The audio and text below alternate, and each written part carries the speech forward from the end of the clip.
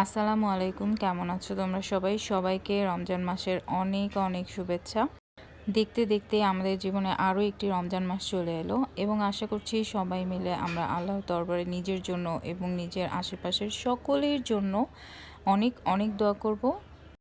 এর সাথে সাথে আমরা নিজেরা নিজেদের হেলথের জন্য চেষ্টা করব যাতে আনহেলদি খাবার না খাই, কম খাই বা বর্জন করারই চেষ্টা করব।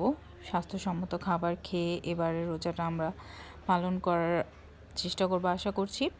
আর এইসব ভাবতে ভাবতেই ভাবলাম যে আচ্ছা, রমজানের আগের দিন তাহলে একটু তো নিজের পছন্দের খাবার খাওয়াই যায়। তাই চলে গেলাম নিজের পছন্দের ফুচকা কর্নারে আর সেখান থেকেই খেয়ে নিলাম। আমার আবার সেই মিষ্টি টকের পাশাপাশি যে চুকা যে টকটা আছে, যেটা সাওয়ার, সেটা খেতে খুবই পছন্দ।